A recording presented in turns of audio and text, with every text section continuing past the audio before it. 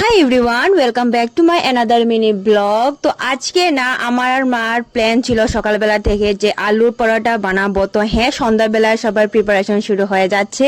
তো মা এখানে আটাটা না ছানছেন, কারণ দেখবেন পোকা আছে কিনা। আমি ভাবছিলাম যে আটা দিয়ে বানাবো, ময়দাটা বানাবো না, কারণ অ্যাভেলেবেল নেই ময়দাটা, আটাটাই ছিল। তো হ্যাঁ, ওটা দিয়ে বেস্ট হবে। তো ওদিক দিয়ে আলু সিদ্ধ বসিয়ে দিয়েছিলাম আমি। আলু সিদ্ধর পাশে মা এখানে রুটি বলার ডো বানাচ্ছেন। তো আমি কি করবো, আমি বসে বসে ভিডিও বানাচ্ছি। আসলে না, আমি আজকে কিছুই করিনি, সব কাজ মা করেছেন, আমি তো ভিডিও বানাচ্ছি।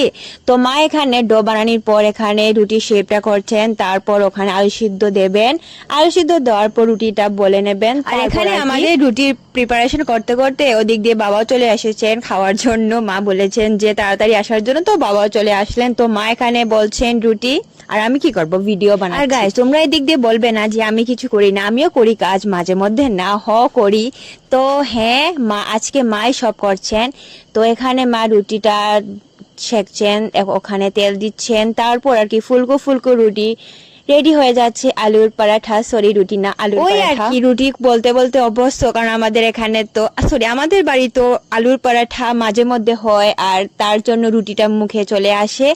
তো হ্যাঁ, আজকের জন্য এতটুকুই। Thanks for watching, bye bye. আর ভিডিওটাকে ভালো লাগলে অবশ্যই লাইক, কমেন্ট, শেয়ার, আর রেসিপিটা তো ফলো করলে